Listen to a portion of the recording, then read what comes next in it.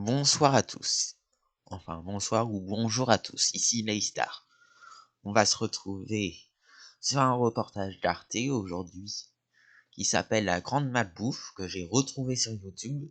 Je voudrais vivre ce reportage avec vous. Honnêtement, je m'engage à vous dire que je ne l'ai jamais vu de mes yeux. Et que voilà, et que du coup, je veux le regarder avec vous. Donc voilà, un moment, je vous préviens juste, je ferai une pause parce que je devrais aller manger. Mais voilà. Mais du coup, on va pouvoir attaquer ce reportage dès maintenant. Sachant que je vais désactiver quelque chose. Attendez 2 minutes. La lecture automatique, parfait. Et maintenant, on va pouvoir regarder ce reportage.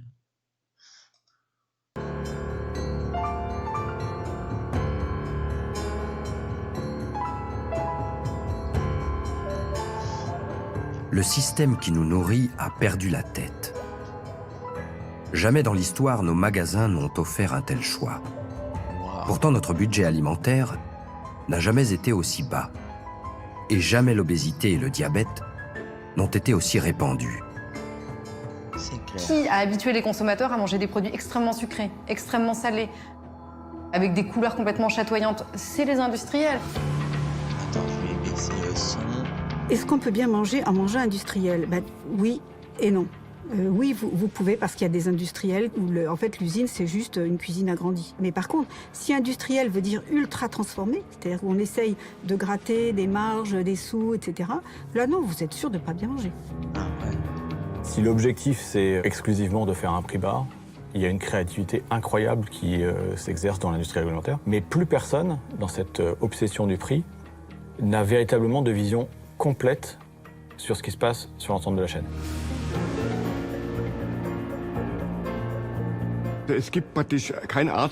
Aucun médecin n'écrira mort par alimentation sur un certificat de décès. On meurt toujours de maladies. Mais beaucoup d'entre elles sont déclenchées ou aggravées par l'alimentation.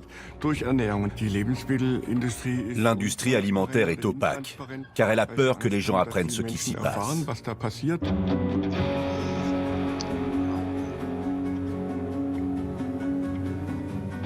L'industrie agroalimentaire déploie des trésors de créativité technologique et marketing pour masquer aux consommateurs la vraie nature de ce qu'ils mangent. Pour percer les secrets de cette industrie, nous avons décidé de nous transformer en industriels, de fabriquer nous-mêmes un produit de consommation courante. Notre choix s'est porté sur le cordon bleu, un produit en apparence simple, mais en réalité une recette complexe, recette formulée en laboratoire, typique de ce qu'on appelle les aliments ultra transformés. Fabriquer ce cordon bleu, c'est entrevoir toute la complexité de ce que l'on mange. La grande malbouffe.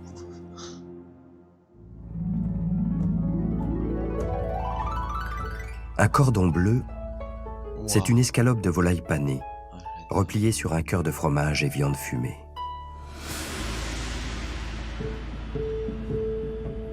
Regardez Pour ça, mettre ce c'est produit industriel sur le grill, nous avons invité plusieurs experts.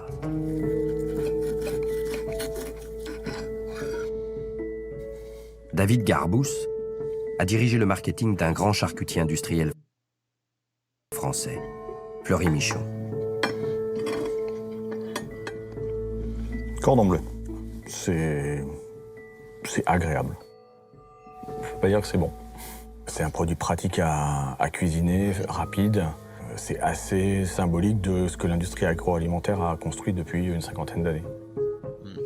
Je suis d'accord avec toi. Sieht jetzt aus wie Schinken. Sieht aus wie so eine Art Schmelzkäse, also dass es kein Käse ist. Oder Schmelzkäse. Hans Ulrich Grimm, lui, est journaliste, Sieht aus wie Schinken. spécialiste de l'alimentation. Nee, das sieht schon ein bisschen komponiert aus. Dans ses livres, il pourfend les mensonges de l'industrie agroalimentaire. Muss ich alles aufessen. Ich darf erst gehen, wenn nicht alles weg ist. Unsere Urgroßeltern Nos arrière-grands-parents partiraient sans doute en courant s'ils voyaient ça. Wenn sie das sehen. Béatrice de Rênal est docteur en nutrition. Bon appétit. Merci. Ah oui, vous l'avez fait chauffer. Alors ça, vous voyez, c'est pas un truc pour moi. Je vais être très méchante, hein. Mais quand vous voulez cacher quelque chose à quelqu'un, bah, vous mettez de la panure. Donc pour moi, c'est le symbole de ce qu'il ne faut pas manger, pas choisir. Béatrice de Rênal a conseillé des entreprises comme Nestlé, Danone, Carrefour sur la qualité nutritionnelle de leurs produits, sans jamais renoncer à son franc-parler. Même si j'ai faim, je ne le mange pas. Ce plat-là, typiquement, signe ce qui se passe aujourd'hui dans les familles, c'est-à-dire que pour que l'enfant mange quelque chose, on va lui acheter quelque chose qui, soi-disant, il aime, et qui est composé de choses qu'il ne faudrait pas lui donner. Oui, c'est que moi-même... Notre aventure industrielle commence dans la banlieue de Nantes. Et on a le droit. Ce jour-là, Maude, notre journaliste, a rendez-vous dans un laboratoire alimentaire, Foodinov. Après que ça soit dégueulasse. C'est une société de recherche et développement. Elle conseille les grandes marques. Ici, on élabore de nouvelles recettes pour tester de nouveaux goûts, ou au contraire obtenir les mêmes saveurs avec de nouveaux ingrédients. Arnaud Orgé-Turbin est docteur en sciences des aliments. Il a établi une première liste d'ingrédients pour notre projet de cordon bleu. Et c'est Noémie Bruno qui va cuisiner. Pardon, fabriquer. Là, on a tous les ingrédients réunis pour faire un cordon bleu industriel. Donc, tout ça. C'est ça. On a combien d'ingrédients? Là, on À a la déjà toute la viande, le fromage qu'on comporte déjà 10, le blanc de dinde aussi. Il en a combien? Il en a à peu près 5. Donc 10, 15, 16, 17, 18, 19, 20, 21, 22, 23, 24, 25, 26, 27, 28, 29, 30. C'est ça, on est sur une trentaine. Voilà. À peu près. Trentaine d'ingrédients, après ils sont pas forcément tous Ils mis en sont pas même temps. tous utilisés en même temps.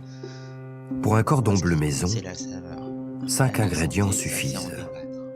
Une escalope, du fromage et du bacon, de la chapelure et un œuf. Mais ce cordon bleu ne se conserve pas plus de 48 heures. Avec ces 30 ingrédients, le nôtre se gardera plus longtemps, mais surtout, il sera moins cher. Beaucoup plus longtemps et moins cher. N'oubliez pas le beaucoup. Commençons par la C'est très viande. important. C'est plus de la moitié du poids final et le principal coût matière. Vincent Lafaille, le patron du laboratoire de recherche et développement, connaît bien ce paramètre de l'équation. Il a longtemps travaillé dans l'industrie de la volaille. D'accord. Ça, c'est de la viande de cuisse de poulet, donc elle est un peu plus rouge. Et ça, c'est la viande qui est sur les ailes de poulet. Et comment elle s'appelle cette viande, si j'achète un cordon bleu industriel? Préparation de viande. Préparation de viande. C'est du muscle, c'est aussi de la peau, c'est de la viande noble. Hein. Il faut pas non plus... La voilà. peau, c'est parce qu'il y a plus noble quand même dans la bête. Bah, ça fait partie du poulet. Hein. Ça apporte du gras, ça apporte du goût.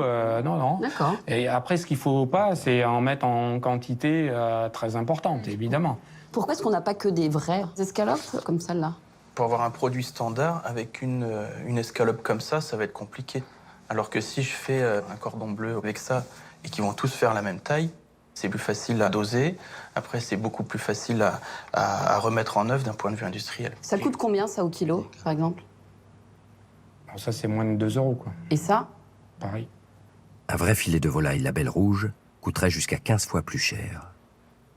Il y a vraiment une corrélation immédiate entre la qualité et le prix. Si l'objectif est de faire un produit premium, vous aurez de la viande ultra noble dans les plats cuisinés. On en faisait quand j'étais chef Fleury Michon. Si l'objectif est de faire un premier prix, vous allez trouver des solutions pour soit diminuer la part de viande, soit la mélanger avec d'autres ingrédients de façon à diminuer le coût. Ces 50 dernières années, les dépenses d'alimentation ont baissé du fait de l'amélioration des technologies et des importations. En Allemagne, le budget consacré à l'alimentation se situe autour de 11%. C'est évidemment complètement dément que cette part de l'alimentation ait constamment diminué, alors que les dépenses de loisirs continuaient à augmenter dans le même temps. C'est ce qu'on appelle Le même phénomène a été observé en France. dans l'État. L'industrialisation a fait baisser les prix tout en modifiant l'offre, avec des produits moins chers et parfois low cost. Le secteur de la volaille n'y a pas échappé. En moyenne, un Européen mange 23 kilos par an de cette viande blanche, réputée meilleure pour la santé car moins grasse. Jusqu'à 28 kilos pour un Français. Si c'est bon pour la santé, Dans les moi, je usines, préfère quand même acheter les un carcasses bon sont poulet raclées label. jusqu'à l'os. On appelle cela la valorisation.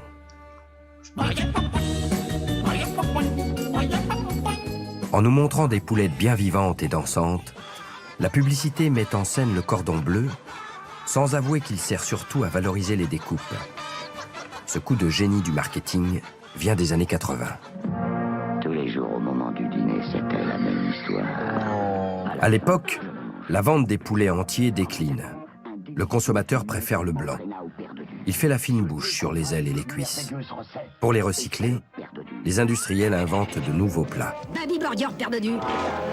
Croque hawaïen perdu. Oh, ça l'a rendu dingue. Les escalopes cordon bleu. 40 ans plus tard, l'industrie a toujours une faim de loup pour ce produit si rentable.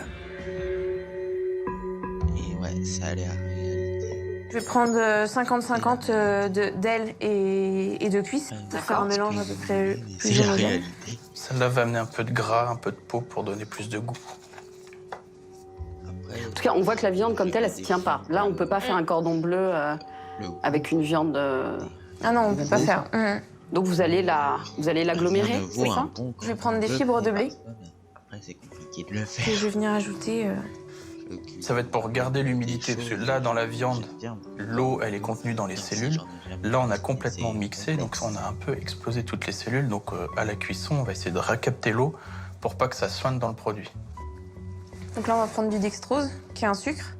On va venir ajouter en complément des fibres de blé. Donc il y a du sucre dans la viande. C'est ça. C'est aussi pour capter l'eau et faire qu'on ait une viscosité plus importante. Et donc, en dernier, je vais ajouter aussi des protéines. Protéines de soja. Pour comparer, nous passons au four une viande avec additifs et une viande sans. Sans additifs, c'est beaucoup plus friable. Celle-ci, elle va plus vite se casser, là, si vous appuyez. Ah oui, c'est vrai. Elle va être plus résistante. Ça va mieux mimer l'escalope. Et elle se tient, elle a retrouvé une texture de viande, en fait. On a l'impression d'avoir un filet de viande. Exactement. D'accord, ok. Cette matière est-elle encore de la viande? Pour trancher, il faut plonger dans l'infiniment petit. Nous allons étudier cette viande agglomérée à l'échelle du micron et la comparer avec un blanc de poulet. Les deux échantillons sont débités en très fines lamelles. D'abord, le blanc de poulet. Et là, attention les yeux, ça va piquer. Ça, c'est un muscle, c'est un blanc de poulet ou un filet de poulet. Et là, c'est le morceau entier du muscle. Et en zoomant, on peut voir les fibres musculaires ici intactes avec les stries. La viande agglomérée a une toute autre apparence. Les tissus musculaires ont été déchirés et on distingue les ingrédients végétaux, notamment les fibres, ajoutées à la viande pour lui donner de la texture. On voit maintenant apparaître énormément de fibres végétales aussi. Donc là, on le voit très bien, fibres ici en bleu. Ces fibres retiennent l'eau. C'est une façon pour l'industriel de gonfler le produit, de faire payer l'eau au prix de la viande. Le verdict du microscope est cruel. Ah oui, quand même. Même quand l'emballage annonce 100% filet, la plus longue fibre musculaire ne mesure qu'un demi-centimètre. Quand on voit filet, on pourrait s'attendre à des gros morceaux de viande en bouche. Mais d'un point de vue histologique, là, il n'y a pas de filet, c'est vraiment des fragments de viande qui sont à l'intérieur, qui sont enchevêtrés, liés avec différents gélifiants, différents épaississants. Mais les industriels de la viande vont encore plus loin. Voici de la viande séparée mécaniquement, VSM. C'est de la viande qui est récupérée sur les carcasses des volailles, avec un système de broyage et de séparation par différence de densité. C'est défait. Voilà, donc ça, c'est de la viande, on va dire, totalement déstructurée. C'est de la viande hachée. Oui, très hachée. Gustativement, on va dire, c'est pas très bon. La VSM est réservée au low cost. En France, elle est interdite dans les cordons bleus. Ailleurs en Europe, c'est légal. La VSM est la viande du bout de la chaîne. Tout ce qui reste des carcasses est broyé. C'est le stade ultime de la valorisation. Une purée de graisse et de protéines, beaucoup moins nourrissante que la viande.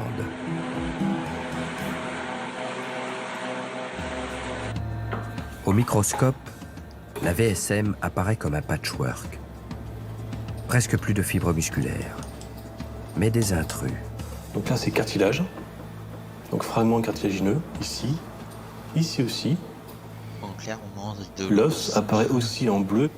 Et là, si on s'amuse à les compter, là, il y en a énormément. Donc, sous la dent, ça croustille.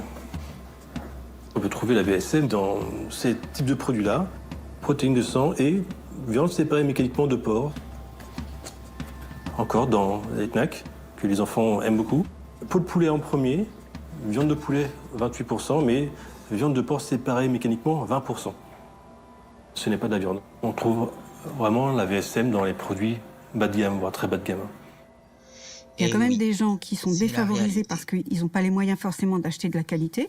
Et eux, eh ben, ils ont les bas morceaux, si vous voulez. Donc, ils ont nutritionnellement, c'est pas équilibré. Et puis après, ben, pour faire tenir des recettes qui sont pas équilibrées, qui sont même parfois déplorables, on est obligé de mettre beaucoup d'additifs. Eux, ils ont vraiment, c'est la double peine. C'est que j'ai pas assez d'argent, eh bien, je suis puni, je mange mal. Délicieusement croustillante et fondante. L'escalope est donc en réalité un aggloméré de viande. Pourtant, il a l'air appétissant, ce cordon bleu. Peut-être grâce à son fromage onctueux. Le fromage, c'est le deuxième ingrédient clé. Mais lui non plus ne correspond pas du tout à l'image qu'on s'en fait. Alors ça, c'est du fromage. C'est un demi-fromage. En fait, D'accord. ils sont déposés dans des trancheuses automatiques qui viennent couper les tranches automatiquement. Cette préparation fromagère ne sort pas d'une cave d'affinage, mais d'une usine. Elle contient 5 additifs, dont 3 sont ce qu'on appelle des sels de fonte. Ce sont eux qui font couler et briller le fromage. Donc à droite, c'est celui avec additif. Et à gauche, c'est celui sans additif. Donc quelle différence? Et celui-là est très brillant. On voit. Et très homogène. Très homogène, très brillant. Et l'autre va avoir tendance à se séparer un petit peu, la matière grasse à venir en surface. Il coule pas celui-là en fait. Non, il coule pas. Le consommateur, il s'attend à ça. Comme une raclette. C'est ça. L'un des sels de fonte pose problème. Le E452, un polyphosphate. Il augmenterait le risque de maladies cardiovasculaires. Les polyphosphates font partie des additifs qui aujourd'hui sur lesquels on se pose des questions. Donc effectivement, si on peut les enlever et c'est possible, il faut les enlever. C'est quoi? Quelle question se pose sur les sels de fonte? C'est les effets secondaires à long terme que ça pourrait avoir. Il faut aussi se poser la question différemment. Est-ce qu'un additif est utile ou est-ce qu'un additif est indispensable? Parce qu'ils sont deux choses différentes. Et là-dedans, c'est utile ou indispensable? Sur la fonte du fromage, les sels de fonte, pour moi, on peut tout à fait s'en passer aujourd'hui. En France et en Europe, c'est 330 additifs qui sont autorisés par la réglementation. Ce qu'on ne mesure pas exactement aujourd'hui avec les additifs, en tout cas il y a des questions, c'est ce qu'on appelle l'effet cocktail. C'est-à-dire vous pouvez prendre un produit qui a 2 additifs et puis une préparation le matin au petit déjeuner qui en a encore 3 et puis au fur et à mesure de la journée et de la semaine, parce que ça se joue plutôt sur la semaine voire le mois, il peut y avoir des interactions entre ces additifs qui peuvent poser problème à long terme sur la santé. Le problème d'un tel cocktail d'additifs, c'est qu'au lieu d'avoir une simple addition des risques pour la santé, vous les démultipliez. Si vous prenez du glutamate, des colorants et d'autres choses, vous n'aurez pas 2 plus 2 égale 4, mais 2 plus 2 égale 12. Scientifiquement, c'est très compliqué de mesurer parce qu'il faut faire tous les mélanges, 2 par 2, 3 par 3, 4 par 4, et puis voir l'effet sur l'homme. Ça coûte immensément d'argent. C'est les études cliniques. Personne ne les a faites aujourd'hui. Plus on baisse en gamme, plus le nombre d'additifs augmente plus le cocktail est Il chargé. y a le colorant E100, l'épicidant E412, régulateur d'acidité E450, Pour le En consommateur, tout, le plus important, 15 c'est additifs dans un seul cordon bleu. Oxydant E316, c'est pas- conservateur c'est pas E250, les ingrédients. stabilisant C'est vraiment goût E417, pour les- colorant pour ceux E171. C'est quoi le 171? C'est le dioxyde de titane. Ce qui est plus important, c'est le goût. Ce E171, alias dioxyde de titane, nous en avons tous absorbé. C'est lui qui donne le blanc éclatant des chewing-gums ou la patine satinée des bonbons. Mais pas seulement.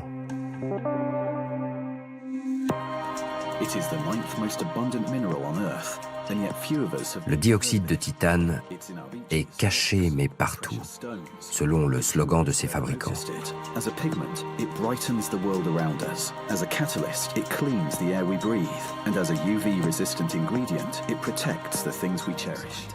Dans nos crèmes solaires, dans nos peintures, le dioxyde de titane est entré dans nos vies et dans nos estomacs.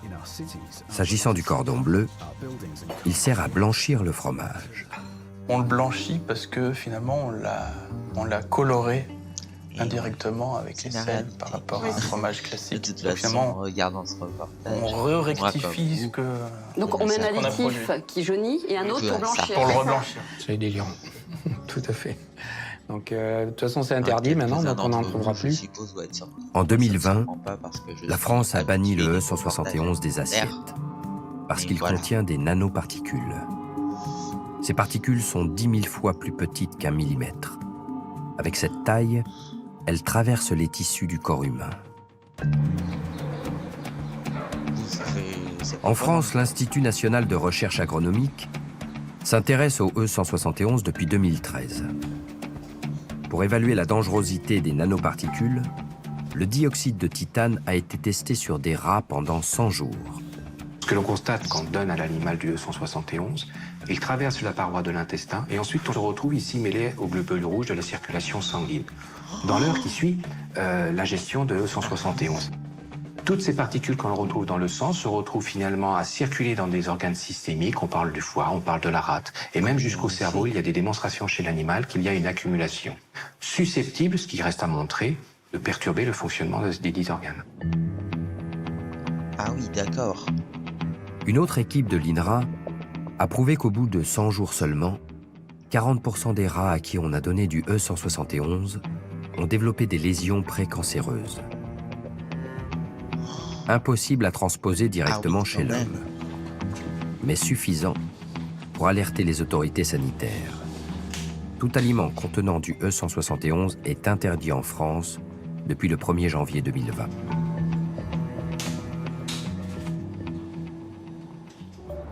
D'accord, ok.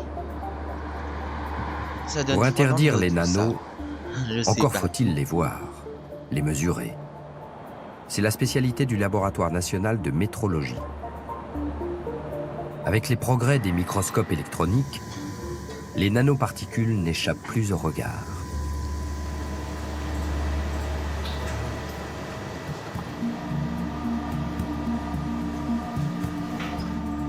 Vous descendez bien une. On va faire une petite mesure.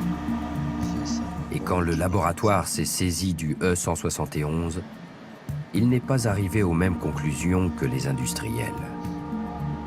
Ils étaient de bonne foi parce qu'ils utilisaient même 3 techniques d'analyse pour le cas que j'ai en tête. Les conclusions à chaque fois, c'était il n'y a pas de nanoparticules dans la substance, dans ce E171. Au final, en regardant de plus près par microscopie électronique, en faisant les choses correctement, on se rendait compte qu'il y avait presque 50% de nanoparticules dans ce dioxyde de titane.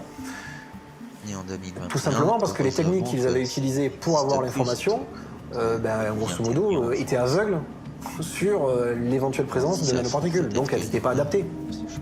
Cette incapacité technique a pu arranger certains industriels.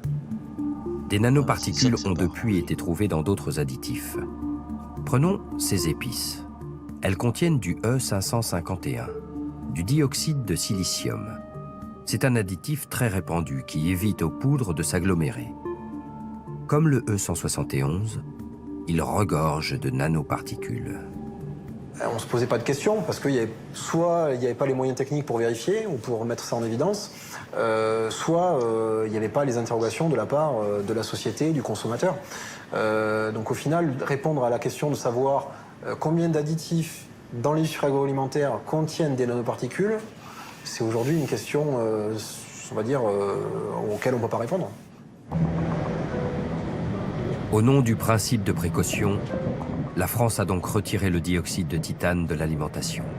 Là, il y a plus de 160. Il a disparu. Une victoire pour les ONG. Dans leur campagne contre les nanoparticules, elles avaient ciblé les confiseurs, gros utilisateurs du E171. Aujourd'hui, le combat se déplace à Bruxelles. Seule l'Europe a le droit d'interdire un additif. La France n'a pu que suspendre le E171 sur son propre territoire. Une suspension d'1 année, renouvelable. Derrière, c'est pas fini. Parce qu'on est en Europe, tant que les autres États membres et la Commission européenne n'élargissent pas cette mesure au niveau européen, d'abord, on a 2 poids 2 mesures en Europe, mais pire, ils peuvent même s'amuser à essayer de le bloquer et de dire à la France, nous ne sommes pas d'accord que vous preniez une décision unilatérale. C'est hallucinant. J'espère qu'on va sortir de l'Europe un jour. Si on doit obéir comme des... Ce jour-là, la France défend sa position devant les autres États membres et la Commission européenne. Les ONG françaises ont fait le voyage. Ça va? On croise les doigts?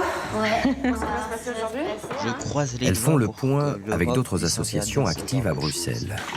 On a entendu dire qu'il y avait un doute sur le fait qu'il y ait un vote ou pas un vote. Je ne pense pas qu'il y aura des votes, on est clair. C'est ça, On ne voit pas la Même possibilité si on sera payé un peu plus cher. Il devra des votes Voyons, aujourd'hui. regardons. Ça va être une étape parmi plein d'étapes. C'est ça, ouais.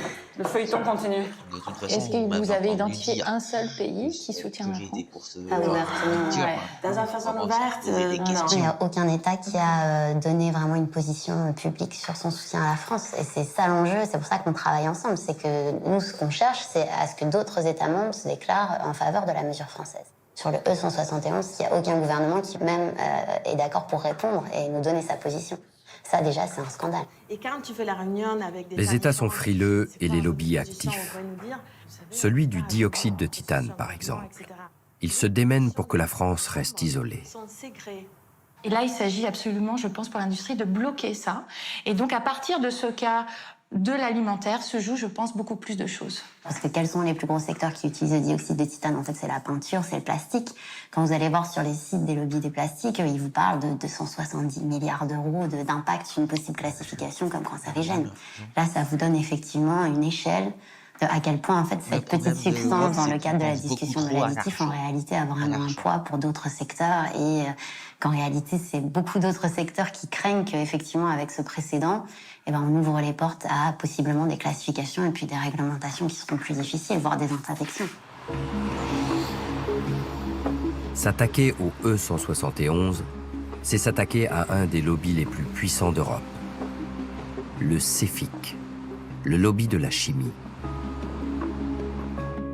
Sur cette poudre au pouvoir blanchissant, l'argument est tout trouvé.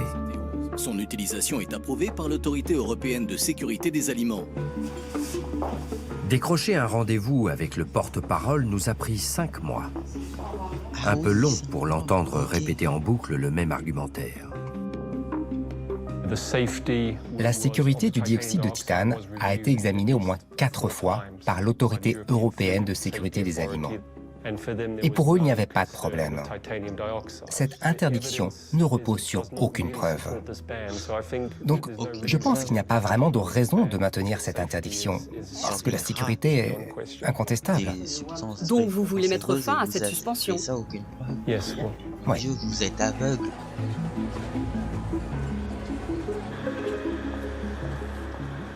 Le lobby de la chimie s'abrite derrière l'EFSA.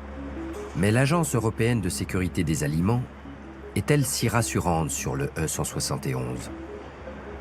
Quand on commence une étude à l'EFSA, une évaluation scientifique, la masse d'études qu'on doit considérer au début, avant d'essayer de la réduire à ce qui vraiment a de la pertinence, on parle de plusieurs dizaines de milliers d'études. C'est le cas du dioxyde de titane. La complexité des évaluations que l'EFSA doit faire augmente tous les ans.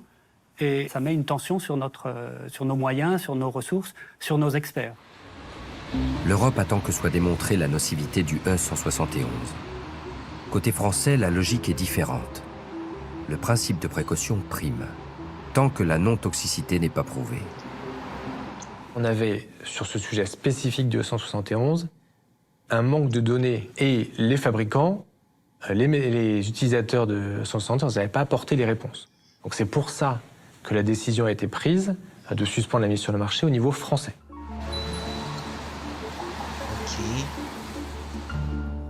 À Bruxelles, les comités techniques sur les additifs se tiennent à huis clos. Et les États ne divulguent pas leur position.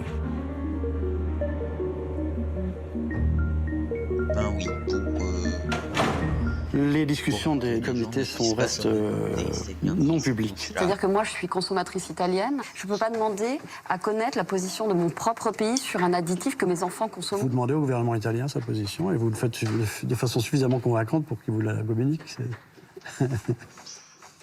Théoriquement, l'Europe ou les États membres pourraient dire à la France non, la mesure que vous avez mise en place n'est pas légitime. Elle empêche la libre circulation des marchandises. Ça a un impact évidemment sur le marché intérieur, puisque voilà, un produit qui sera fabriqué en Belgique et vendu en France, normalement, la France va dire je ne veux plus de dioxyde de titane, donc il y a forcément un impact. Ce jour-là, la délégation française est restée seule sur sa position, sans convaincre. Mais sans être obligé non plus de faire machine arrière.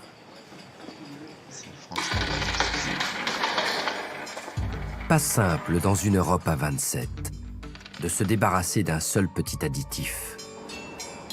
Pour les industriels aussi, l'équation est complexe. Les confiseurs sont les premiers utilisateurs du E171.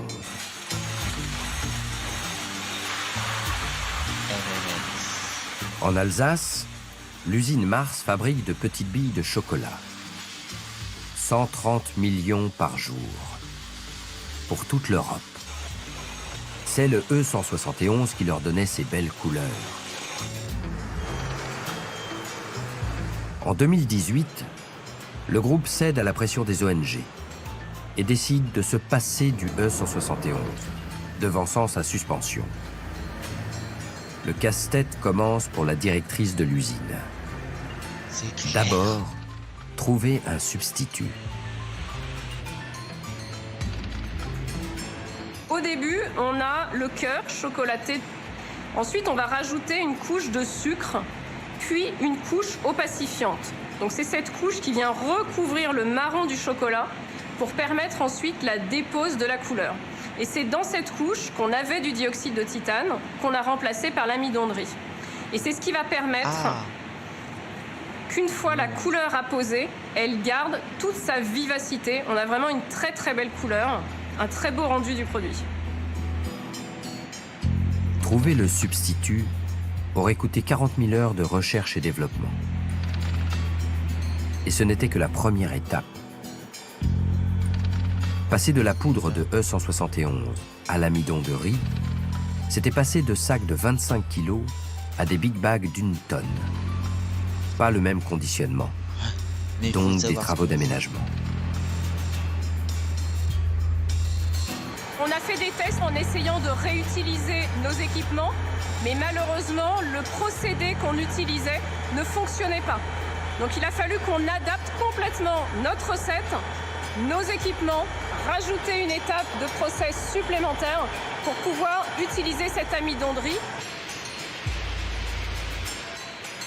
La chaîne de fabrication a été modifiée. Le système de nettoyage aussi, puisque le nouvel amidon de riz n'avait plus la même viscosité que le E171. En tout, Mars affirme avoir dépensé 40 millions d'euros. Tout ça pour un seul additif. Rien n'est simple dans le monde de l'industrie, même si la publicité voudrait nous faire croire le contraire. Il y a plein de bonnes choses là-dedans. Il y a de la volaille, il y a du fromage, il y a même un petit goût fumé. De la volaille, du fromage, avec un petit goût fumé. Jolie pirouette pour résumer une trentaine d'ingrédients. Dans notre cordon bleu, Il y a du blé pour faire tenir la viande, du dextrose, des protéines de soja, des additifs pour faire couler notre fromage. Petit à petit, le mécano s'assemble.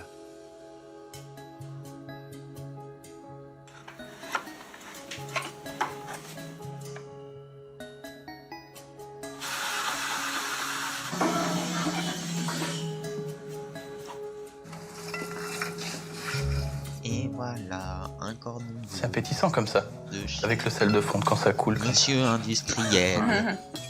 Est-ce qu'il est bon? Il est bon? Et la viande?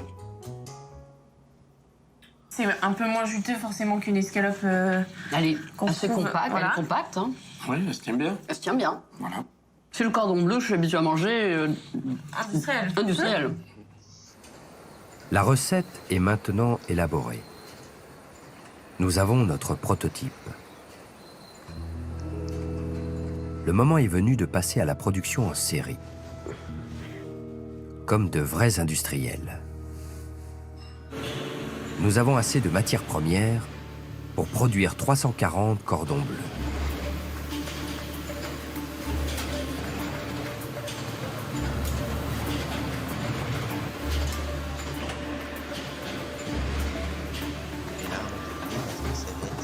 Là, on est dans une grosse usine de cordon bleu ou une petite usine?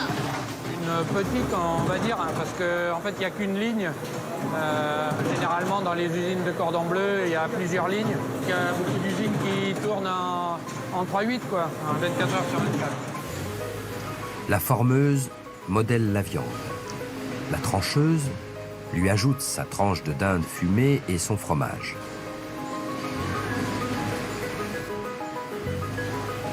Et la plieuse lui donne sa forme de croissant.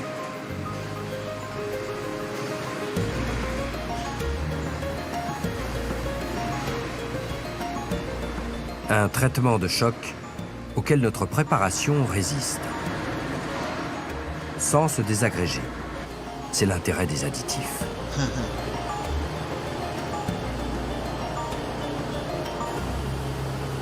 Et regardez, un cordon bleu. Un cordon bleu que tout le monde mange, apparemment. Nos cordons bleus ont une taille et un poids standard. Ils répondent aux normes sanitaires. Ouais. Mais pour les vendre, il faut maintenant les emballer.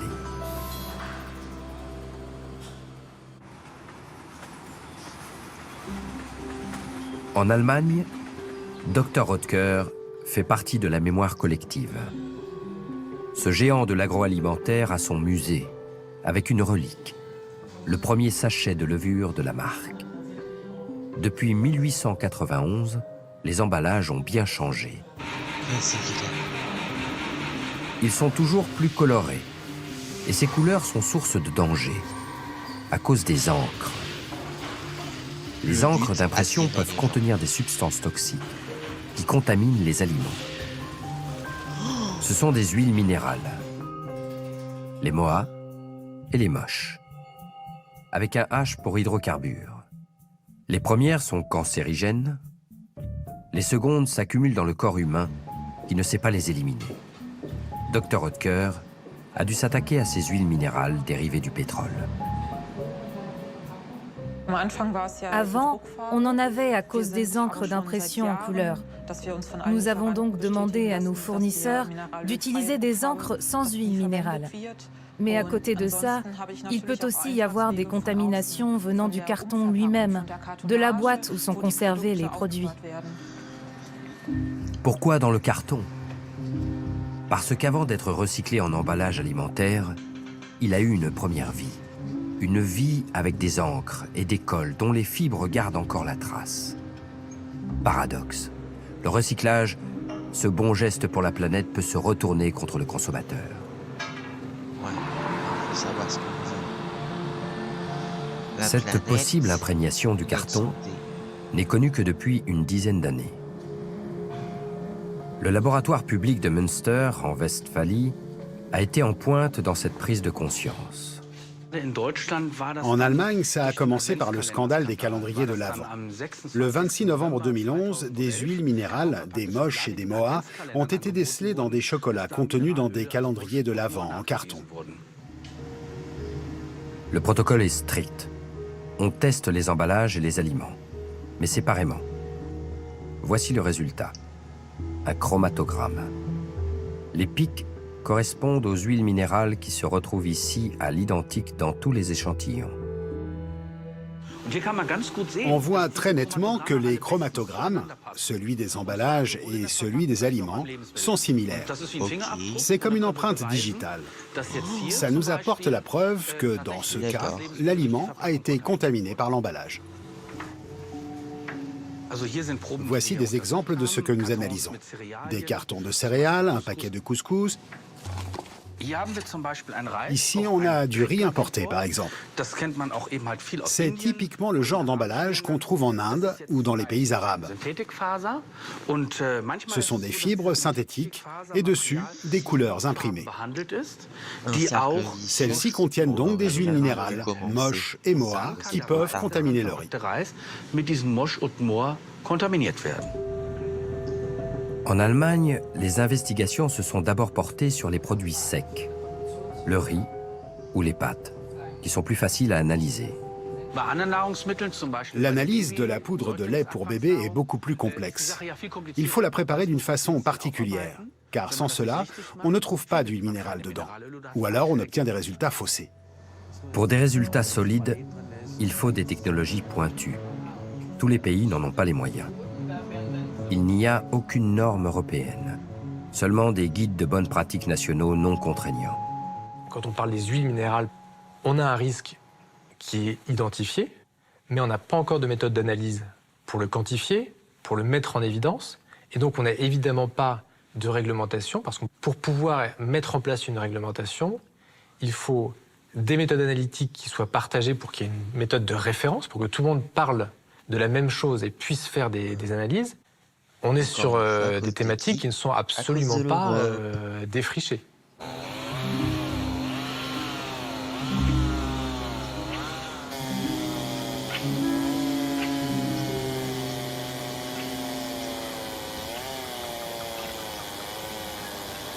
Il existe tout de même un scientifique qui a fait progresser nos connaissances. Conny Grobe est considéré comme un génie de la chimie. Ce jeune retraité a longtemps travaillé au laboratoire cantonal de Zurich. C'est un carton en fibre vierge. Avant, ça n'était pas comme ça. Là, en plus, il y a un film en plastique qui fait fonction de barrière. Donc, même des substances qui seraient dans le carton ne pourraient pas se retrouver dans cette gaufrette. Il y a en quelque sorte une double sécurité. C'est bien fait, c'est bien de voir ça. Des contaminations en moins, mais du plastique en plus. Conny Grobe a disséqué tous les types de contenants, qui sont autant de cas de figure différents. La contamination aux huiles minérales n'est qu'un exemple. Il y aurait d'autres passagers clandestins dans nos emballages. Des milliers de substances en tout. D'accord. On a peut-être évalué et régulé environ 2000 substances. Je suppose qu'en tout, il y en a environ 100 000 qui migrent avec une quantité qui pourrait être dangereuse pour la santé. Ouais. Alors, comprenez-moi bien, la plupart ne sont pas hautement toxiques. Mais au niveau statistique, on peut partir du fait que certaines d'entre elles le sont. D'accord. Même les emballages les plus familiers peuvent être toxiques. Les boîtes de conserve, par exemple. C'est ce qu'on appelle la réalité. Regardez-moi ça. Ça a l'air très bien fait. C'est verni à l'intérieur en gris pour que ça soit beau. À l'époque, lorsque nous avons travaillé sur ce sujet, nous avons découvert qu'environ 20% de ces vernis se dissolvent dans l'aliment contenu dans la boîte. Donc, on a mangé pas mal de vernis. Pire, au contact des aliments, ce vernis crée de nouvelles molécules. On appelle cela des substances réactives. Et les substances réactives ne sont pas très sympathiques, car génotoxiques. C'est ce qui réagit avec le patrimoine génétique, et ça, on n'en veut pas. Peu de risques avec notre cordon bleu. Il ne séjournera pas longtemps dans sa barquette. Moins que des pâtes dans leur paquet, par exemple. Reste maintenant à savoir quoi inscrire sur notre emballage. J'espère qu'il va chauffer assez. Voilà, ça va fort, là. Je suis allé un petit peu fort. Ok. C'est pas mal, hein? Ah ouais, franchement, c'est pas mal. Il y a une chose qui est hyper importante pour le packaging. Faut que le produit qu'on shoot, il soit magnifié, mais qu'en même temps, si les gens ouvrent le packaging, qu'ils n'aient pas l'impression que c'est pas du tout le même produit. Ah ouais, logique. Les gens ont tous perdu le bon sens parce qu'ils se sont fait enfariner par des publicités. Quand on vous dit qu'il faut manger des céréales le petit déjeuner, vous retenez le mot céréales. Vous voyez le champ de blé blond qui flotte en été. Mais non, c'est pas ça. C'est de l'amidon de céréales qui a été rebricolé, du sucre, du truc, du machin, extrudé, donc ça veut dire 2 fois cuite, sous pression. Où est les céréales là-dedans? Il n'y a plus de céréales là-dedans. Là, ce que vous donnez, c'est du sucre.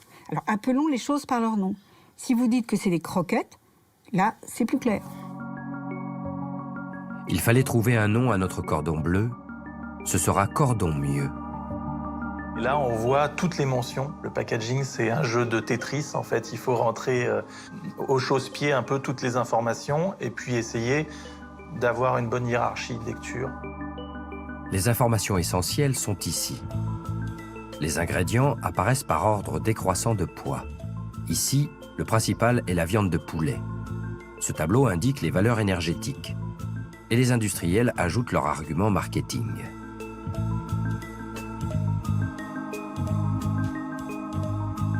Notre cordon mieux s'affiche comme source de protéines.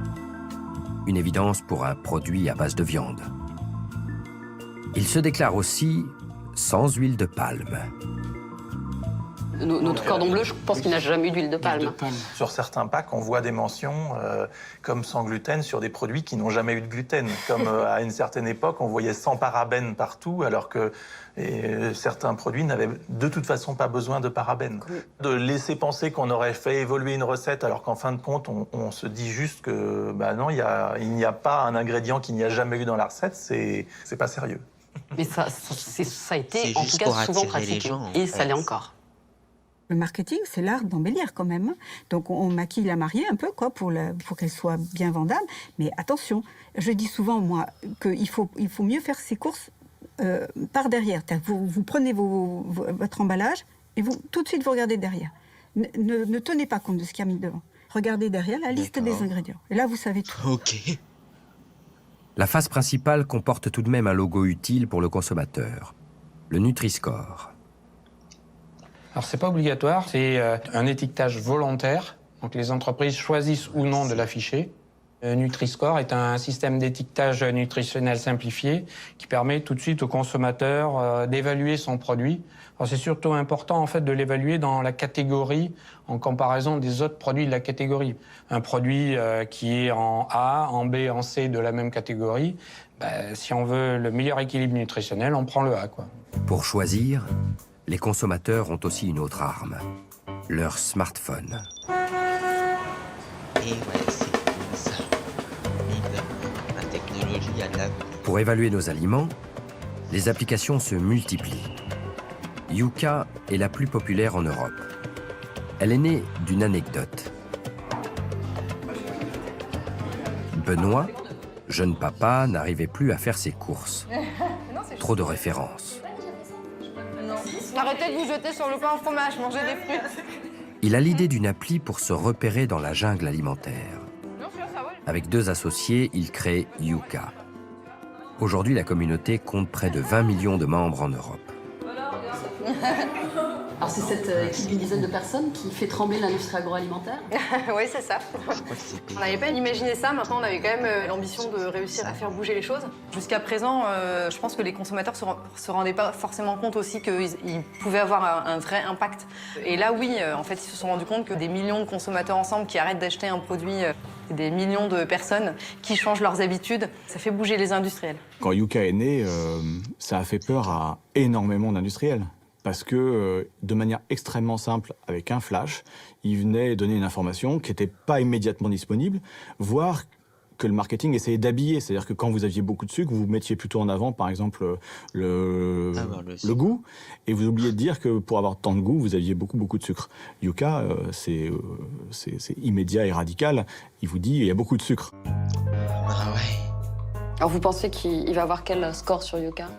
Bon, on va voir, on va dire dans les 50, peut-être moins. Verdict : Yuka attribue un médiocre 33 sur 100 à notre cordon bleu. 33 sur 100, c'est vraiment pas bon. Pourquoi ? Parce que il est un peu trop calorique, il a un peu trop de graisse saturée, il est très salé, hein, il perd 6 points en sel. Sur la partie additif, qui représente 30% de la note des produits alimentaires, ce produit a 0 sur 30, tout simplement parce qu'il a un additif à risque élevé, qui est le E452, qui sont des phosphates, et E407, qui sont les carragénanes. Et enfin, il y a 10% de la note qui est sur la dimension biologique du produit. Ce produit n'est pas bio, et donc il a 0 point sur les 10 points attribués à la dimension biologique. Vous mangeriez notre cordon bleu ? D'accord. Celui-ci, non, je ne le mangerai pas, non. La grille de notation de Yuka est imparfaite. L'évaluation des additifs n'est pas scientifiquement étayée. Mais elle a le mérite d'exister et d'avoir de l'impact. Les 3/4 des industriels de l'agroalimentaire aujourd'hui, des gros industriels de l'agroalimentaire, ont revu un certain nombre de produits grâce à Yuka.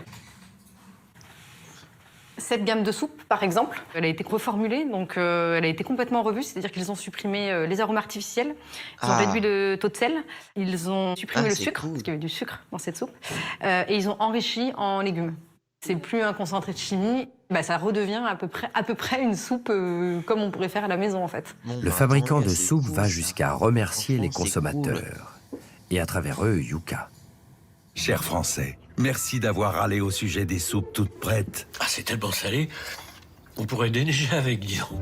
Merci d'avoir râlé sur leur composition. E621. C'est quoi ça comme légumes ? L'hommage est aussi un aveu. Cette marque nous a donc servi de la malbouffe pendant des années. Merci d'avoir fait grandir nos soupes. Qui a habitué les consommateurs à manger des produits extrêmement sucrés, extrêmement salés, avec des couleurs complètement chatoyantes? C'est les industriels. Et c'est sûr que sur les produits pour enfants, c'est le plus problématique. Effectivement, quand on voit des biscuits, là, les boudoirs pour enfants, où il y a un taux de sucre complètement aberrant, qui, au-delà en fait, de contribuer à des problèmes de santé, contribue à l'addiction au sucre, qui est un vrai poison aujourd'hui, c'est sûr qu'il y a un vrai manque de responsabilité de ces entreprises. 67 millions de Gaulois. La publicité préfère nous présenter des personnes rayonnantes auxquelles le cordon bleu donne un supplément de tonus. Il n'y a plus de mauvaises surprises à craindre. On ne meurt plus d'intoxication aujourd'hui. C'est faux. C'est faux. Et on ne meurt plus de faim non plus. Ces silhouettes décharnées sont un mauvais souvenir. Mais depuis quelques années, la malnutrition a pris un nouveau visage.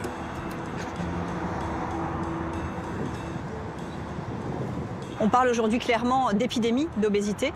C'est vrai en Europe, c'est vrai en France, avec environ 50% de la population adulte qui est en surpoids ou obèse, 17% des adultes français qui sont obèses. Et c'est le cas aussi chez les enfants, où on a 17% des enfants et adolescents qui sont en surpoids ou obèses. Si Mathilde Touvier est à Dublin, c'est parce qu'il s'y tient un congrès de nutritionnistes. La Française doit présenter ses travaux. Elle étudie les aliments qu'on appelle ultra-transformés, aliments dont font partie les cordons bleus. On commence les recherches sur les relations entre ce concept d'aliments ultra-transformés et la santé. Évidemment, l'industrie agroalimentaire se pose des questions sur ces travaux qu'on a pu publier. Ce que l'on souhaite, c'est qu'il y ait une prise de conscience sur le fait qu'il y a un chemin à parcourir pour améliorer la qualité nutritionnelle de ces produits, qu'il y a des choses à faire pour donner aux consommateurs des aliments qui soient bons pour leur santé. Impossible de filmer Mathilde Touvier à l'intérieur de ce congrès de nutritionnistes. Les seules caméras autorisées sont celles des sponsors qui financent l'événement. Il y a dans la liste des multinationales bien connues, Kellogg's ou Mondelez, le roi du chocolat et des biscuits. Drôle de mélange des genres.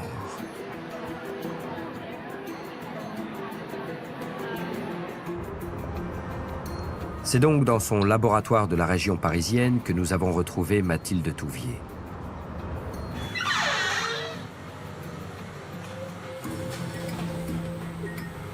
Pour ses travaux, elle pioche dans une mine d'or. Une base de données unique au monde. 169 000 volontaires qui renseignent en permanence leur goût alimentaire et leur état de santé. 20 000 d'entre eux font même des prélèvements de sang et d'urine. Alors là, on a des échantillons de sang des participants de la cohorte Nutrinet Santé. Donc là, on a du plasma. Donc les globules rouges ont été enlevés, c'est pour ça que c'est blanc et que c'est pas rouge. Et on va pouvoir mettre en lien leur exposition aux additifs, leur mode de vie, leur alimentation, et puis les maladies qu'ils ont pu développer au cours du suivi. Ça va nous permettre vraiment de creuser les mécanismes qui sous-tendent les relations entre l'alimentation et la santé. C'est vraiment des études qui sont nouvelles et qui n'ont pas encore été conduites chez l'homme pour l'instant. En France, les produits ultra-transformés représentent déjà 35% de notre apport énergétique. Ah, des cordons bleus. En Allemagne, c'est 45%. Quel en est l'impact sur notre santé? Depuis 2018, Nutrinet commence à y répondre. Entre des personnes qui consommaient un certain niveau d'aliments ultra-transformés et d'autres qui en prenaient 10% de plus, eh bien, on avait une augmentation de risque d'environ 10% de cancer dans cette population. Et on a montré des résultats similaires depuis sur les maladies cardiovasculaires, la mortalité, le surpoids, l'obésité, le diabète de type 2, les syndromes du côlon irritable et puis tout ce qui est symptômes dépressifs aussi. Aucun médecin n'écrira « mort par alimentation » sur un certificat de décès. On meurt toujours de maladie. Mais beaucoup d'entre elles sont déclenchées ou aggravées par l'alimentation. Au regard des conséquences sur la santé, ça serait complètement normal d'écrire sur une bouteille de Coca-Cola « Ce produit peut nuire à votre santé ».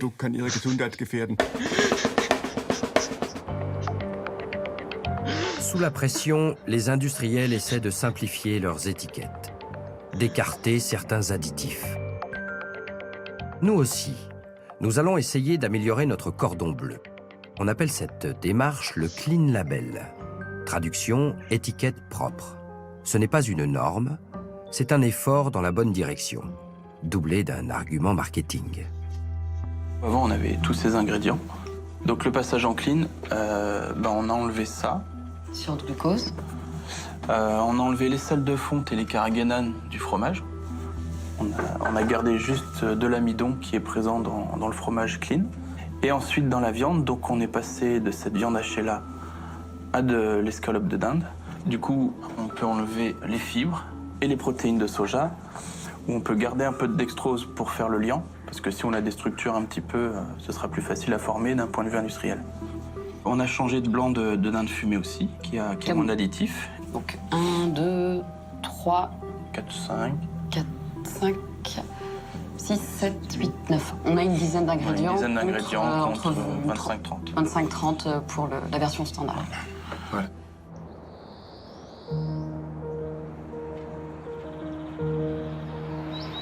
Ça a l'air tellement facile de simplifier une recette. Pourquoi ne pas le faire partout?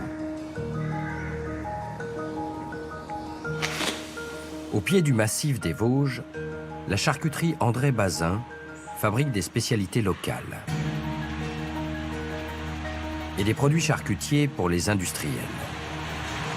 Veuillez m'excuser, c'est que le gars dans la machine à laver. Ça, si vous entendez un petit souci. L'entreprise vient de lancer une gamme Clean Label. Elle s'est par exemple attaquée à la saucisse de Montbéliard, un classique. Pour la version Clean Label, prenez d'abord de la viande de porc de bonne qualité et hachez-la.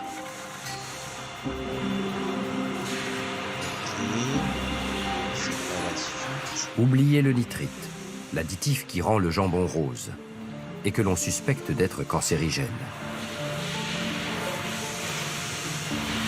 Ni dextrose, ni lactose, juste du sel et des épices.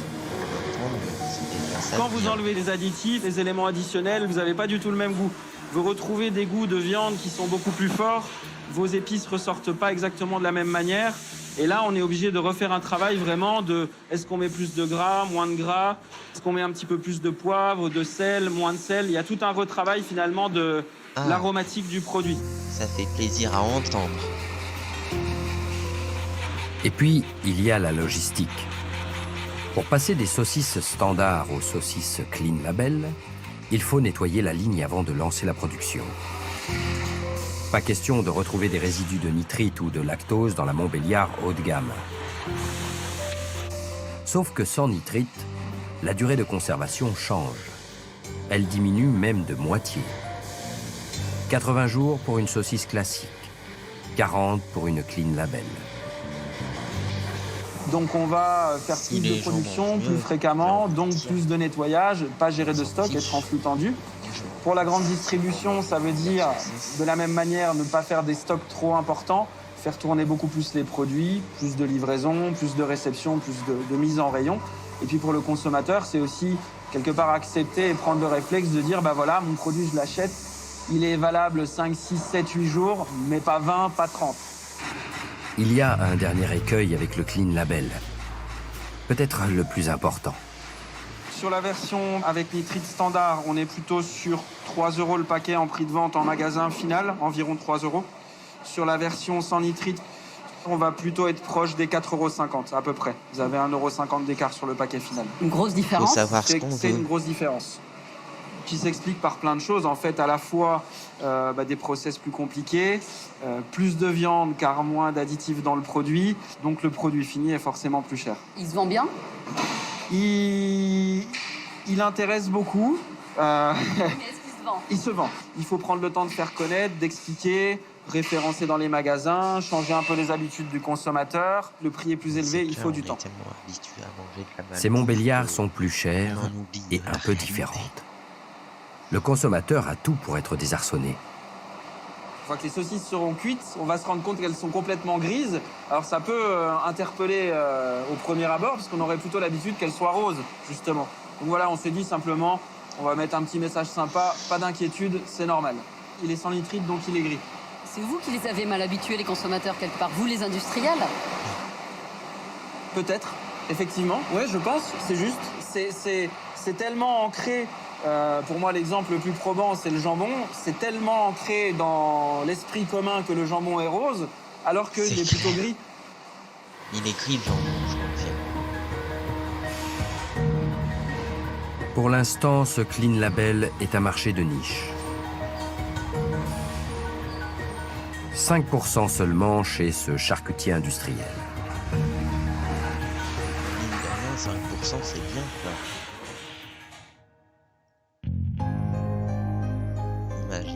Et notre cordon bleu Clean Label.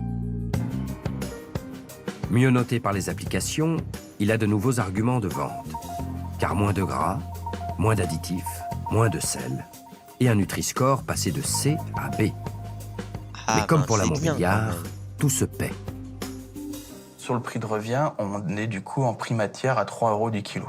Donc on a plus que doublé. Plus que doublé. On a plus que doublé. Au niveau du consommateur, en rayon, ça va pas forcément doubler. Oui. Ça fait que 20 à 30 centimes de la boîte. Voilà, ça c'est quand même pas énorme non plus. Je pense qu'on ne dépense pas assez pour se nourrir aujourd'hui. C'est-à-dire qu'on a collectivement eu une espèce d'obsession qui était de produire toujours plus et toujours moins cher. Et on a globalement réussi. Mais on ne compte pas dans l'alimentation aujourd'hui ce qu'on appelle les externalités négatives. On ne compte pas le coût de l'obésité, on ne compte pas le coût du diabète, on ne compte pas les problèmes environnementaux. Et ça, c'est quand même un coût, alors pour la société d'abord et pour l'individu ensuite. Ben ouais, c'est clair. Pour mieux manger, il y aurait une autre solution, un peu radicale. Manger végétarien. Alors Éliminer ça, la c'est hors de viande. question. Les industriels suivent la mode. Tout y passe. Bolognaise, hamburger. Pourquoi pas notre cordon bleu? Exit l'escalope de volaille. Exit le fromage.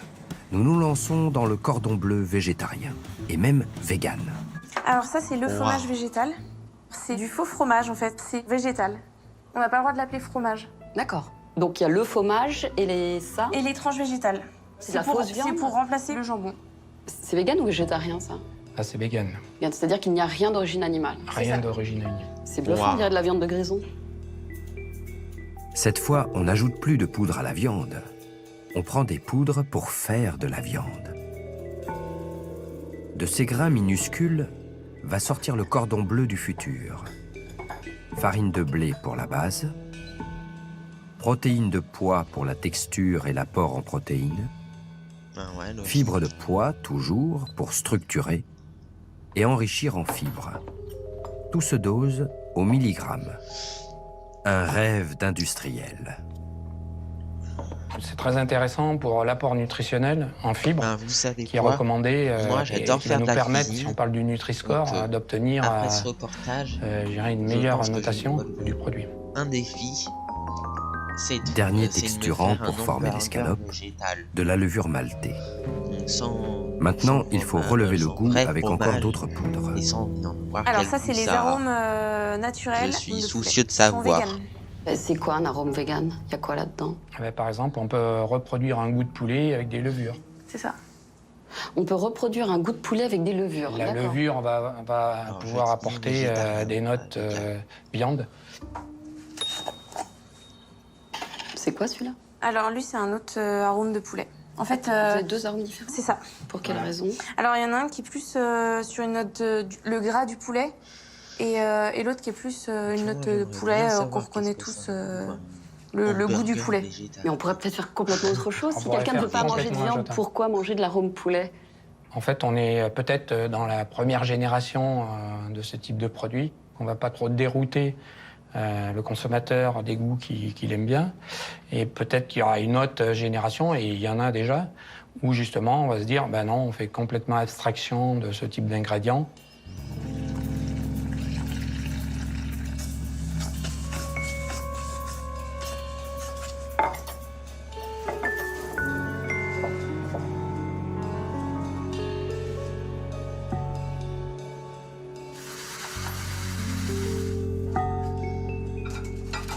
Visuellement, c'est plutôt ressemblant à un cordon bleu qu'on peut retrouver dans le commerce. C'est vrai. Après, c'est le goût.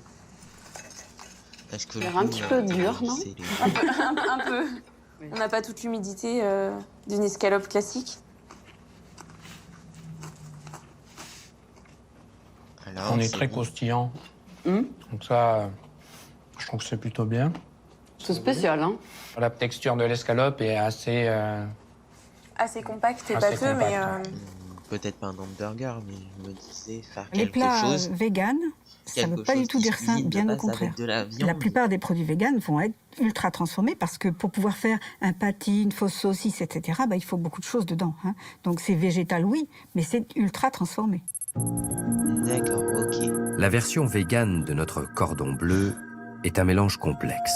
Je ferais mieux d'écouter. L'une des poudres de base, la protéine de pois, vient d'une usine allemande en Basse-Saxe.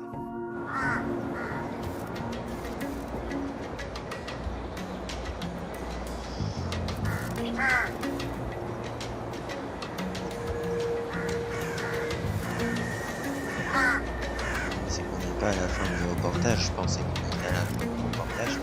Emsland travaille les végétaux depuis 1928. Une noria de camions approvisionne l'usine. 350 tonnes de pois par jour.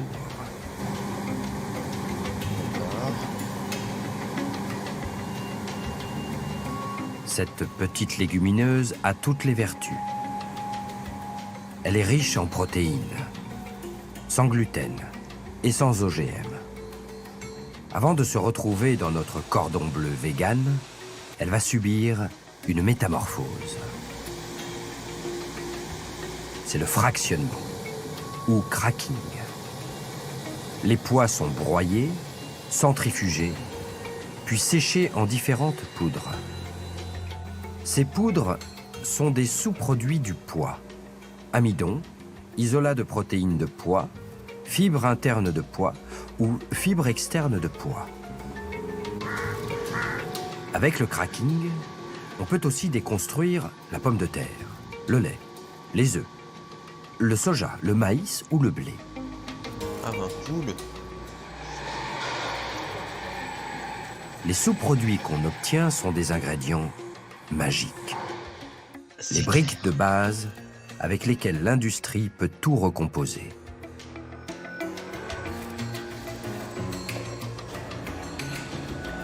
Comme il dit dans la... Le chef du département recherche et développement explore toutes les combinaisons possibles. Il est ainsi devenu maître fromager. Na, wie weit sind wir? Wir können anfangen. Wir können anfangen. Dann wollen wir mal gucken, was wir heute da ausprobieren. Ja. Das sind die Zutaten, ne? Genau. Wir haben einmal Wasser, modifizierte Stärke, Erbsenproteinisolat. Au total, il faut 10 composants pour fabriquer le fromage végétal. Kokosfett. Ce fameux fomage. Kalbensorbat als Konservierungsstoff, noch etwas Zitronensäure und auch noch mal eine Topnote als Aroma. La tendance, c'est de se passer des produits issus des animaux, y compris pour les produits laitiers. Si un jeune collègue me dit qu'il aimerait un produit sans lait, je lui réponds « voici l'alternative ». C'est comme ça qu'il faut voir les choses. Il n'y aura jamais un remplacement complet, on aura toujours les deux produits. Et je pense que les fromages au lait resteront majoritaires sur le marché, mais le secteur qui est en croissance, c'est l'autre.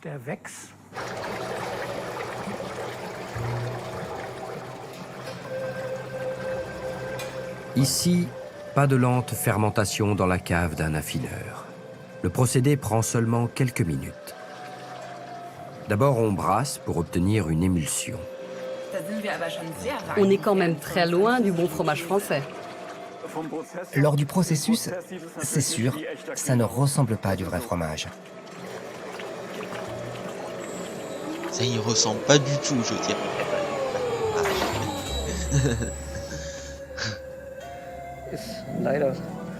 C'est très visqueux. Ensuite, ça va devenir un bloc plus ou moins compact. Mais selon les amidons utilisés, on peut jouer sur la texture. On peut faire ce qu'on veut, depuis un fromage vegan à tartiner jusqu'à un fromage à pâte dure, comme un parmesan. On parvient à toutes sortes de textures. Ah ouais. Ce fromage végétal est solidifié en chambre froide.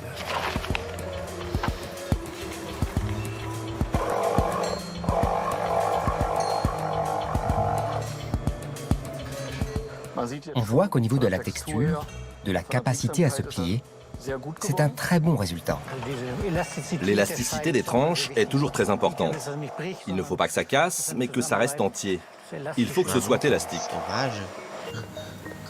Le fromage est calibré pour des usages industriels. Râpé comme de l'emmental, il fait une parfaite garniture de pizza, moins chère que du vrai fromage.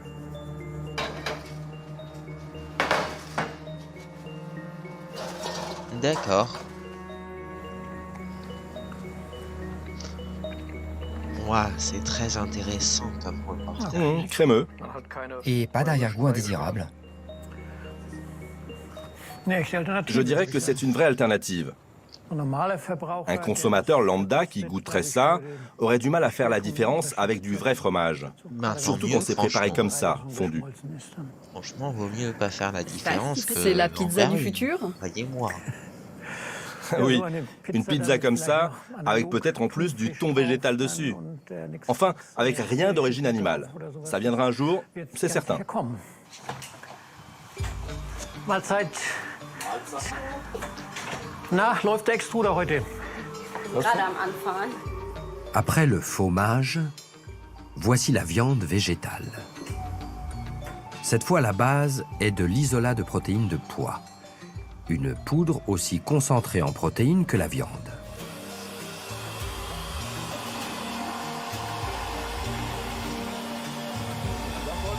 Qu'est-ce que ça donne?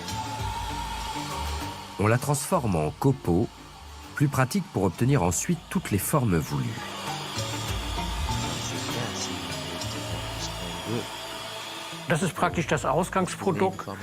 Ça, c'est la base qui est utilisée à grande échelle pour toutes sortes de fausses viandes, comme des burgers ou encore des saucisses.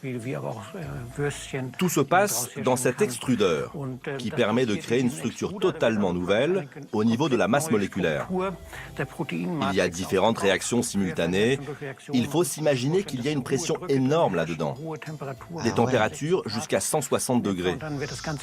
Ensuite, tout est restructuré et à la fin, c'est ce produit qui sort de la machine. D'accord. Intéressant.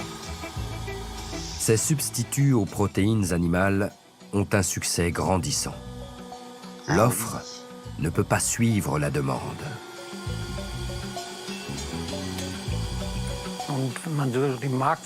Si vous regardez le marché, il y a 30 ans, il y avait juste quelques produits au soja.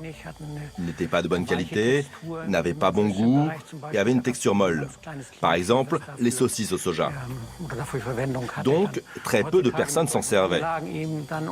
Aujourd'hui, beaucoup d'entreprises se lancent dans la recherche et développement de nouvelles protéines végétales. Ah ben tant mieux. Bon, Comme ça voyons voir ce que ça donne. Exemple. Parce que c'est vrai, de la viande végétale, du fromage végétal, tout ce qui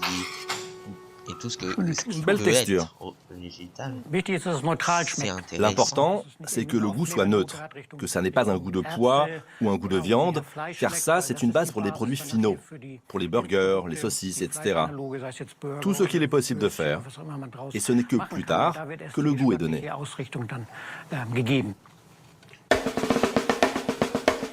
Le business de l'alimentaire ressemble à celui de l'automobile. Les grandes marques assemblent ce que fournissent les sous-traitants. Dans l'automobile, ces sous-traitants sont des équipementiers. Dans l'alimentaire, on les appelle les ingrédientistes. Ils inventent aujourd'hui nos assiettes de demain. Nous nous sommes invités à leur grand-messe.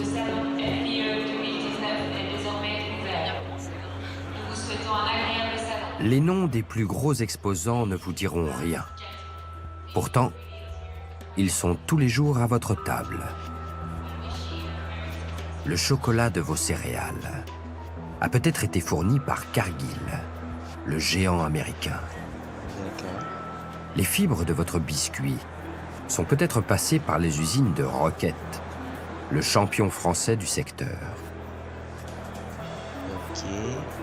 En tout, 15 000 ingrédients font ici leur publicité. La nutritionniste Béatrice de Rênal a l'estomac solide. Elle goûte chaque nouveauté. C'est du, entre guillemets, mascarpone végétal. Mascarpone Je suis courageuse, hein. Je vais mourir un jour. Where do you put the potatoes? Protein? In the filling or in the macaron? In the macaron. Dans ce macaron, ils ont remplacé le blanc d'œuf par de la protéine de pomme de terre. En fait, dans la pomme de terre, il y a surtout de l'amidon, mais il y a un peu de protéines. Et vous voyez, ça fait... je dis pas que ça fait des macarons de la durée, mais enfin... Donc, c'est pour les véganes. Vegan, ça veut pas dire naturel. Souvent, il y a beaucoup d'additifs pour justement remplacer le blanc d'œuf, le truc, le machin, voilà. Alors que là, s'ils mettent que de la protéine de pomme de terre, je trouve que le résultat est pas mal. C'est clair. Plus beau et plus sain. Pour mieux manger demain. Exactement le genre d'innovation Clean Label que Béatrice de Rênal aime proposer à ses clients. Donc ici, on a un concentré de patates douces. C'est ça la nouveauté, hein? C'est ça, exactement. C'est que le fait d'avoir un concentré de fruits et légumes, on arrive à obtenir des couleurs hyper intenses. Alors évidemment, ça, c'est des couleurs qui n'apportent pas de goût, hein? Exactement. En fait, c'est des concentrés de fruits et légumes. C'est là pour apporter de la couleur, mais ça n'est pas un additif. C'est-à-dire que ça ne s'étiquette pas colorant de points Anthocyanes 163. Ça s'étiquette concentré de carottes pourpres. D'accord, ok. Les colorants artificiels sont passés de mode auprès des consommateurs. Waouh. Beaucoup de grandes marques cherchent à les remplacer. Vous avez ici, là on a du radis, on a des baies ici, là on a une autre carotte pourpre. Ça, typiquement, c'est la démarche Clean Label. Et en fait, ça a été le moteur, ça a vraiment été la demande du consommateur. Sinon, ils n'auraient pas existé. Le Clean Label est bien le nouveau mantra de l'agroalimentaire. Il est sur toutes les lèvres, avec l'autre mot magique, végétarien. We are very happy to welcome you to reimagine the future of taste. So at IFF, we're launching our new portfolio of clean label ingredients. It's a plant-based product, vegetable, made with a clean label functional system. When you want a clean label product, you don't want to put flavor on the label. Think that this is clean label. Le Clean Label est mis à toutes les sauces. Tout est permis, puisqu'il fait vendre et qu'il n'obéit à aucun cadre réglementaire. Même les spécialistes s'y perdent. Il parle de protéines fonctionnelles, de bœuf, pour un Clean Label. Clean Label, c'est pas une appellation protégée. N'importe qui peut dire je suis Clean Label. Moi, je suis pas Clean Label personnellement, mais bon.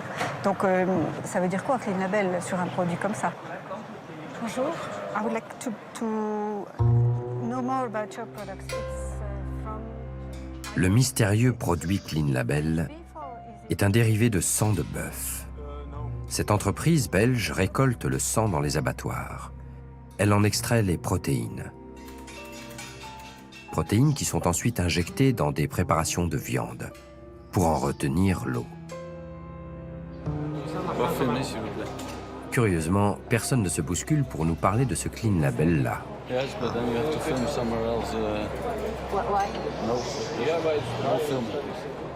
Ils savent que c'est toujours délicat de dire à un consommateur, dans votre burger, on a mis du sang de bœuf. Et en plus, dedans, ils ont mis jusqu'à 18% à la fin de ce reportage et je vous donnerai mon avis. L'innovation agroalimentaire.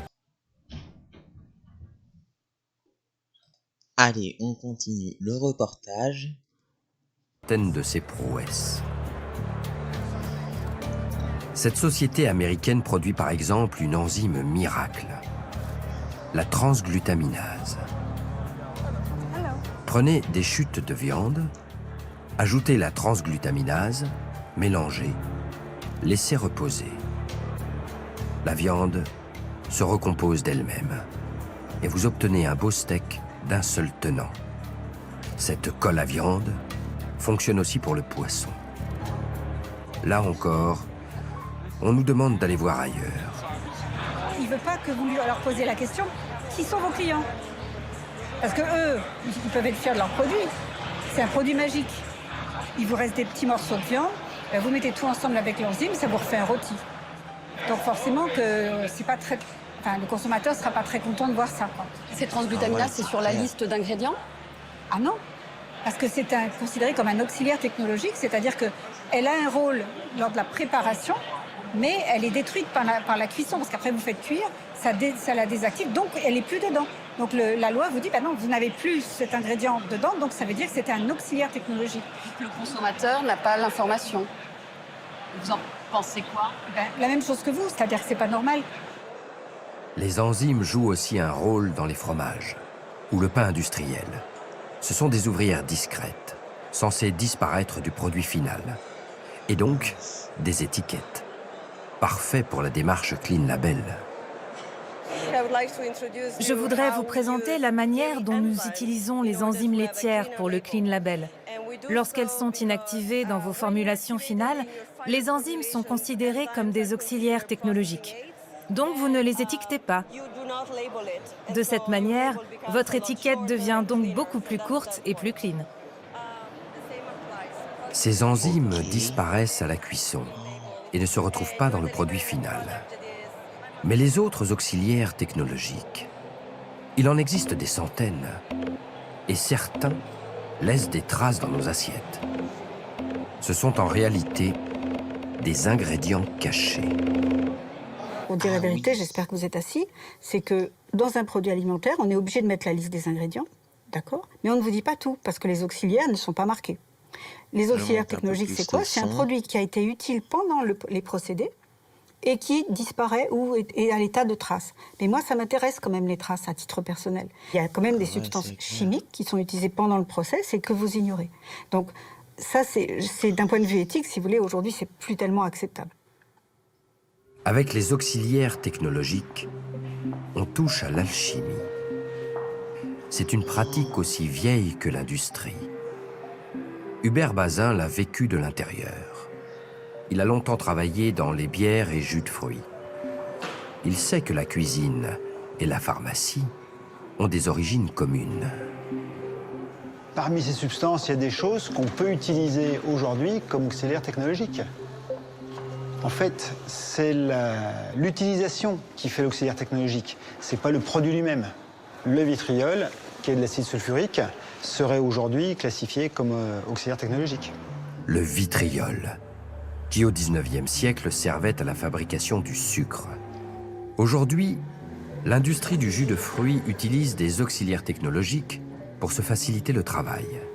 Pour éviter la mousse, elle ajoute du diméthylpolysiloxane, une substance chimique qu'on retrouve aussi dans les insecticides. Si vous faites un jus d'ananas à la maison, vous ne pouvez pas avoir aussi peu de mousse que ça. Essayez chez vous. Vous prenez un ananas, vous le broyez, vous faites couler, vous aurez beaucoup plus de mousse que ça.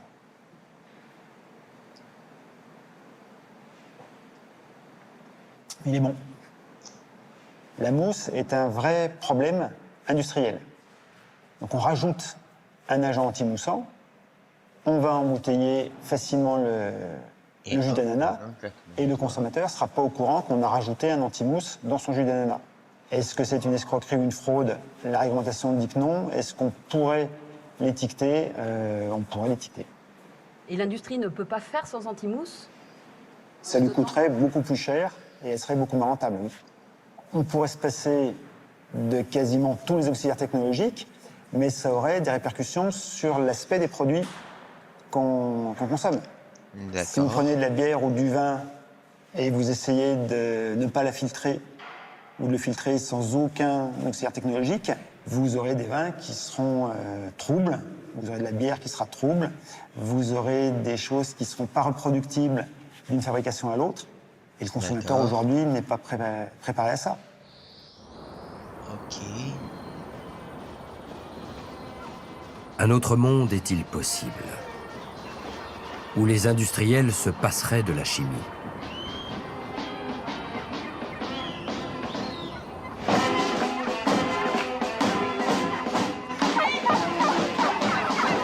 À Lic, village du Pas-de-Calais, la dinde est une tradition depuis le XVIIe siècle.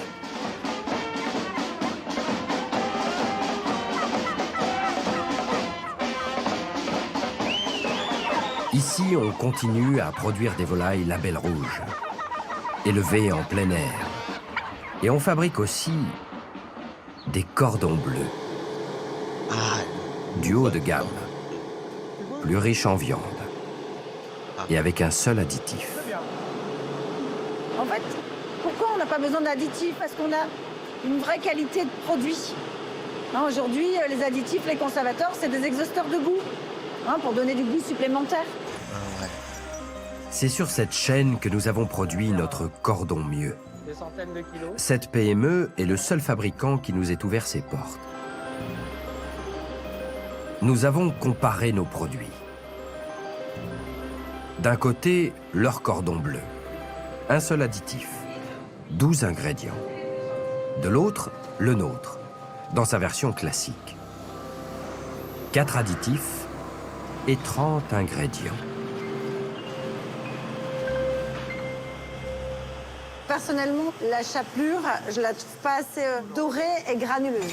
Et nous, en fait, on a fait le choix d'une chapelure un peu plus épaisse pour avoir cet effet cornflakes. Avec plus de grains. Ouais, plus granuleux. Ah ouais, c'est méga. Bon, allez, on y va. On goûte. Excusez-moi, c'est... Évidemment, je préfère le une nôtre. mauvaise position du micro. Après, voilà, c'est le cordon bleu que vous trouvez classiquement partout. Mais aujourd'hui, je pense que ça, on peut le changer.